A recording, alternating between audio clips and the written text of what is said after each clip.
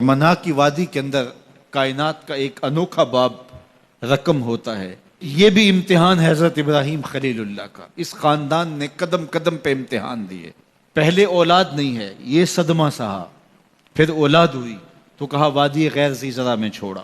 اللہ کا حکم مانا اور وہیں اپنی اولاد کو اور اپنی زوجہ کو چھوڑ چلے آئے. فلسطین میں آ کے آباد ہو گئے. فلما بلغ ماہ السعی، قرآن بتاتا جب وہ چلنے کے قابل ہوئے. ایک روایت میں 7 سال 8 سال یا 9 سال عمر. بعض نے بلغہ سے بلوغت کی عمر مراد لی ہے. اب حکم ہوتا ہے جاؤ ملاؤ.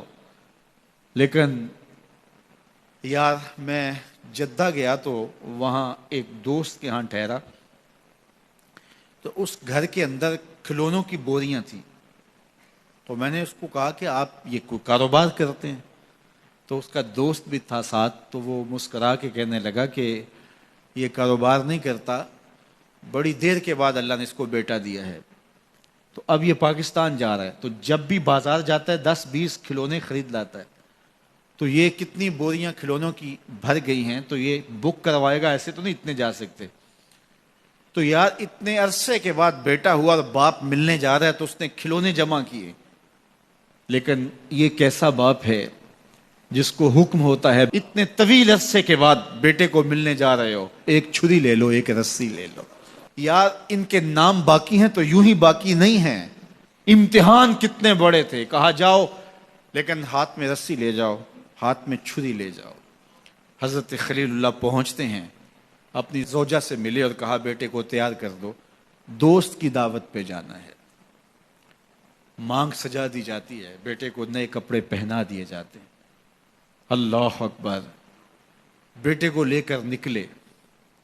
یار بیٹا ان فوان شباب میں ہو، چڑھتی جوانی ہو تو باپ دیکھ کر کے کتنا خوش ہوتا ہے. اور پھر اس کا بیٹا بھی اکلوتا ہو اور بیٹا بھی بڑھاپے کا سہارا ہو، عصائے پیری ہو، رب سے مانگ مانگ کے لیا ہو. اور پھر بیٹا بھی وہ جس کی پیشانی میں محمد کا نور چمک رہا ہے. ایسا بیٹا تو چہرے کی بلائیں لینے کو جی چاہتا ہے. لیکن حضرت خلیل اللہ اللہ کے حکم پہ اس بیٹے کو ذبح کرنے کے لیے ہاتھ میں چھری اور رسی دبائے منا کی وادی کی طرف بڑھ رہے ہیں. شیطان نے سمجھا کہ اس سے نازک مرحلہ اس خاندان پہ نہیں آ سکتا. حضرت حاجرہ کے پاس پہنچا. پتہ ہے شہزادے کدھر گئے ہیں؟ کہا ان کے باپ لے گئے ہیں دوست سے ملاقات کروانے کے لیے. کہا نہیں، وہ ان کو ذبح کرنا چاہتے ہیں. کہا سوچ کے بات کر، وہ باپ ہے ذبح کرے گا؟ کبھی باپ بھی بیٹے کو ذبح کرتا ہے اور بے قصور ذبح کرے گا؟ میں جانتی ہوں کتنی آہ سحرگاہی کا نتیجہ ہے وہ بیٹا. اللہ سے کتنی رو رو کے دعائیں مانگی اور وہ فرزند ملا. کہا وہ اللہ کا حکم سمجھتے ہیں. تو حضرت حاجرہ نے کہا ظالم تو کہیں شیطان تو نہیں؟ اگر رب کا حکم ہے، میری گود میں ایک اسماعیل ہے، کاش 1000 اسماعیل ہوتا، راہ خدا میں قربان کر دیتی. اسماعیل علیہ السلام کے پاس شیطان پہنچ رہا. اسماعیل پتہ ہے تیرے باپ تمہیں کدھر لے جا رہے ہیں؟ کہا کہ کدھر؟ کہا کہ وہ ذبح کرنے لے جا رہے ہیں. کہا تم سوچ کے بات کرو. ان کی آنکھوں کی چمک نہیں دیکھی؟ میری طرف دیکھتے ہیں تو لگتا ہے کہ ان کی آنکھوں سے شہد ٹپکتا ہے اور وہ مجھے ذبح کر دیں گے. کہا اللہ کا حکم سمجھتے ہیں. کہا اچھا. کہا ہاں. کہا اسماعیل کے وجود میں ایک جان ہے، کاش میرے ایک ایک بال میں جان ہوتی اور راہ خدا میں قربان کر دیتا. ابراہیم علیہ السلام کے پاس شیطان پہنچ کے بولتا ہے ابراہیم اللہ کو راضی کرنے کے اور تھوڑے طریقے ہیں، ضرور بیٹے کو ذبح کرنا ہے. تو وہ بھی کنکر اٹھا کے مارتے ہیں اور شیطان کو راستے سے ہٹا کے منزل کی طرف بڑھتے ہیں. قرآن نے وہ سارا منظر بیان کیا ہے. فلما بلغ ماہ السعی، باپ بیٹے کے پاس آیا اور کہا بیٹا میں نے خواب دیکھا ہے کہ میں تجھے ذبح کر رہا ہوں. فانظر ماذا تری، بتا تیری رائے کیا ہے. بیٹے پر سکتہ طاری ہو جاتا، آنکھیں پھٹی کی پھٹی رہ جاتی. باپ کیا بول رہا ہے؟ لیکن یہ فیضان نظر تھا یا کہ مکتب کی کرامت تھی. سکھائے کس نے اسماعیل کو آداب فرزند. اللہ اکبر. فرزند ہو تو اسماعیل ذبیح اللہ جیسا. فانظر ماذا تری، بتا تیری رائے کیا ہے. بیٹا خاموشی اختیار کر لیتا. السکوت من الرضا، تو سکوت بھی رضا سے ہے، اس کی خاموشی بھی رضا مانی جاتی. اور جب اس طرح کی سراسیمگی کی کیفیت ہو تو خاموشی ہی رضا ہوتی ہے. بیٹا کہتا ٹھیک ہے آپ ذبح کر لیجئے، یہ بھی امتثال امر ہوتا، لیکن بیٹے نے 2 قدم بڑھ کے بات کی. بیٹے نے کہا یا ابا تفعل ما تؤمر ستجدنی ان شاء اللہ من الصابرین. ابا جان ذبح کیا ہے، جو کرنا ہے کیجئے. یہ نہیں کہا یا ابا تذبح، ہاں ابا جی ذبح کر لیجئے. ذبح کا جواب ذبح سے نہیں دیا، بلکہ کہا یا ابا تفعل، اے ابا جان کیجئے، ما تؤمر، جو بھی حکم ہو. ذبح کیا، جو بھی کرنا ہے کیجئے. رہی بات میری، یہ کام آسان تو نہیں، لیکن میرے اللہ نے چاہا تو صبر کر کے دکھاؤں گا. منا کی وادی ہے، باپ اور بیٹے دونوں نے طے کر لیا. باپ ذبح کرنے پہ راضی ہے، بیٹا ذبح ہونے پہ راضی ہے. یار اسلام من مانی کا نام نہیں ہے، اپنے خواہشات کو پورا کرنے کا نام اسلام نہیں ہے، اپنے آپ کو مالک کے سپرد کر دینے کا نام ایمان ہے. اس کا نام اسلام ہے. یہاں دیکھیے فلما اسلما، جب دونوں نے طے کر لیا، دونوں راضی ہو گئے. باپ ذبح کرنے پہ راضی ہو گیا، بیٹا ذبح ہونے پہ راضی ہو گیا. وَتَلَّهُ لِلْجَبِينِ، اور باپ نے بیٹے کو پیشانی کے بل لٹایا. قرآن نے وہ سارا منظر بیان کیا ہے. اس پر مفسرین کے 2 قول ہیں. ایک یہ کہ الٹا لٹایا تاکہ کفا سے ذبح کروں، گردن کے پچھلے حصے پر چھری رکھ کے ذبح کروں گا، منمونا چہرہ میری آنکھوں کے سامنے نہ ہو اور میرے دل کے اندر کوئی جذبہ رحم نہ جاگے جس سے اللہ کے حکم کی تعمیل میں دیر ہو جائے. اور دوسرا معنی یہ کیا کہ آپ جانور قربانی کے لیے ذبح کرتے ہیں تو اس کی گردن کو بل دے کے اس کی پیشانی کو زمین پہ لگا دیتے ہیں تاکہ یہ رگیں تن جائیں اور ذبح کرنے میں آسانی ہو. حضرت اسماعیل کی معصوم گردن کو بل دے کر کے ان کی پیشانی پتھر کے ساتھ جوڑی گئی. وَتَلَّهُ لِلْجَبِينِ، پیشانی کے بل یوں لٹایا گیا کہ گردن کھل جائے اور بیٹے کو ذبح کرنا آسان ہو. آنکھوں پہ پٹی باندھ لی کہ یہ منظر تو دیکھا نہیں جا سکے گا، اللہ کے حکم کی تعمیل بھی بہر صورت کرنی ہے. سعادت مند بیٹا بولتا ابا جان مجھے رسیوں سے جکڑ لیجئے، کہیں ایسا نہ ہو کہ میں تڑپوں اور اللہ کا حکم پورا کرنے میں آپ کو دیر ہو جائے. باپ بیٹے کو رسیوں سے جکڑ لیتا ہے، ہاتھ میں چھری پکڑی ہے، ذبح کرنے لگتے ہیں تو بیٹا بولتا ہے ابا جان رسیاں کھول دیجئے. کیوں؟ آپ کا منصوبہ، آپ کا پروگرام تبدیل ہو گیا. کہا نہیں. تو پھر کیوں رسیاں کھولوں؟ کہا کہیں ایسا نہ ہو کہ کل کا مورخ لکھے کہ باپ ذبح کرنا چاہتا تھا، بیٹا ہونا نہیں چاہتا تھا، باپ نے باندھ کے کیا. کھول دیجئے، نہیں تڑپوں گا. رسیاں کھل جاتی ہیں.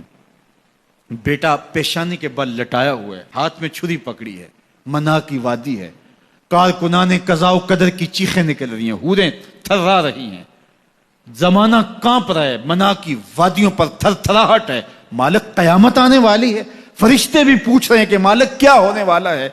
کہا تم کہتے تھے انسان کو پیدا کر رہا ہے، سجدے تو ہم کریں گے، ذرا میرے بندے کی ادا تو دیکھو، ذرا میرے بندے کا انداز محبت تو دیکھو، میری فرما برداری، انقیاد امر اور اطاعت اور امتثال امر کی مثال تو دیکھو، ذرا دیکھو میرا بندہ میرے حکم کی تعمیل کیسے کر رہا ہے. اللہ اکبر. کائنات آنکھیں جھپک رہی ہے، سورج منہ چھپا رہا ہے کہ یہ منظر دیکھا نہیں جا رہا، اور منا کی وادی تھر تھر کانپ رہی ہے کہ ایک بوڑھا باپ ہاتھ میں چھری پکڑے اپنے نونہال فرزند کو ذبح کرنا چاہ رہا ہے. عجیب منظر ہے کائنات کے اندر. حضرت ابراہیم آگے بڑھے، بیٹے کی گردن پہ چھری رکھی اور پوری قوت کے ساتھ چھری کو جنبش دی. اللہ اکبر. لیکن ایک بال بھی نہیں کٹا. پاس پڑے پتھر پر چھری کو مارا. لما تقطع یا سکین، چھری کاٹتی کیوں نہیں؟ تو چھری نے آواز دیا الخلیل یامرنی والجلیل ینہانی، خلیل مجھے کاٹنے کا کہتا ہے، رب جلیل کہتا ہے خبردار ایک بال بھی کاٹا. کہا چھری تیرا کام تو کاٹنا ہوتا ہے. کہا حضرت آگ کا کام بھی تو جلانا تھا، جس نے آگ کو جلانے سے روکا تھا آج اس نے مجھے کاٹنے سے روک دیا. اس کا یہ مفہوم بھی نکالا جا سکتا تھا کہ میں نے تو چھری چلا دی، اب چھری نے کچھ نہیں کیا تو میرا کیا قصور. اللہ اکبر. دوبارہ چھری تیز کی اور حلق پر چھری کی نوک رکھی اور اپنا سارا وزن ڈال دیا. گردن کٹ گئی، خون بہنے لگا اور دل میں تھا کہ اتنا بڑا کام جو میں نے کر لیا. لیکن جب پٹی کھولی تو دیکھا منظر بدلا ہوا ہے. جس کو بیٹا سمجھ کے ذبح کیا وہ بیٹا نہیں تھا، دمبا تھا. اور جبریل امین پاس کھڑے ہیں اور اسماعیل مسکرا رہے ہیں. بے ساختہ زبان سے نکلا اللہ اکبر. تو حضرت اسماعیل بولے لا الہ الا اللہ واللہ اکبر. جبریل بولے اللہ اکبر وللہ الحمد۔ اب یقین تھا کہ یہ سارا اہتمام ادھر سے، جبریل کا آنا اور دمبا پڑا ہے اور ذبح پڑا ہے اور جبریل امین موجود ہیں تو یہ یہی لے کر آئے ہوں گے، اور بیٹا مسکرا رہا ہے۔ یہ سارا منظر، یہ قرینہ حالیہ بتا رہا تھا کہ یہ سارا الوہی اہتمام ہے، رب نے قربانی قبول کر لی۔ لیکن صرف اتنا ہی نہیں ہوا کہ یہ قرینہ حالیہ آپ کو یقین دلاتا، بلکہ منا کی وادی چمکنے لگی اور وہی کے اجالوں سے پوری وادی روشن ہو گئی، اور آواز آنے لگی وَنَادَيْنَاهُ أَن يَا إِبْرَاهِيمُ قَدْ صَدَّقْتَ الرُّؤْيَا إِنَّا كَذَلِكَ نَجْزِي الْمُحْسِنِينَ۔ یہ منظر دیکھا تو ابراہیم ابھی کوئی سوال کرتے، کسی سے پوچھتے کہ یہ کیا ہوا، اتنے میں وہی نازل ہوئی، اے ابراہیم تو نے واقعی خواب پورا کر دکھایا، اِنَّا كَذَلِكَ نَجْزِي الْمُحْسِنِينَ، ہم اپنے بندوں کو یوں ہی صلہ دیا کرتے۔ تیرے بیٹے کو ذبح نہیں کروانا تھا تیرے ہاتھوں سے، ہم نے تیرا امتحان لینا تھا، بس ابراہیم تیرا امتحان پورا ہو گیا، ہم نے تیری سنت کو اب قیامت تک کے لیے باقی رکھا، قیامت تک کے لیے باقی رکھا۔ اور پھر خود میرا رب کہتا ہے سلام علی ابراہیم، اے ابراہیم تیرے اوپر سلام ہو۔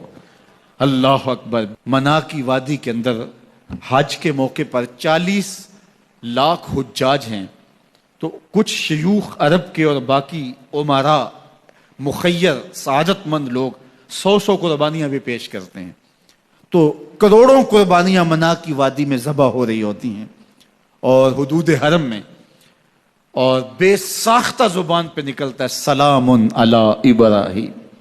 ہر سال یہ شور و غوغا ہوتا ہے کہ اس مرتبہ قربانی بہت مہنگی ہے، شاید زیادہ لوگ قربانی نہیں کر پائیں گے، لیکن جو ہی موسم قربانی کا آتا ہے گلیوں اور بازاروں کے اندر جانور گھوم رہے ہوتے ہیں اور ان کو دیکھ کے بے ساختہ زبان پہ آتا ہے سلام علی ابراہیم، ابراہیم تیرے اوپر سلام۔ تو یہ کتنا بڑا امتحان تھا، کتنی بڑی آزمائش تھی، لیکن اس آزمائش سے سرخرو نکلے، نمبر بھی پورے 100 حاصل کیے، کامیاب اور بامراد اور کامگار ہوئے۔ آج ہمیں اس سنت کو باقی رکھ کر کے ہمیں وہ یاد تازہ کی جا رہی ہے کہ میرے ایسے بندے کہ جو میرے حکم پہ اپنی سب سے عزیز چیز بھی قربان کرنے سے گریز نہیں کیا کرتے۔ ہمارے ایک بزرگ فرمایا کرتے تھے کہ ہر بندے کا ایک اسماعیل ہوتا ہے، جب تک وہ اپنے اسماعیل کی گردن پہ چھری نہیں رکھتا رب کا قرب نصیب نہیں ہوتا۔ تو جو تمہاری محبوب چیز ہے اس کو راہ خدا میں جب تک قربان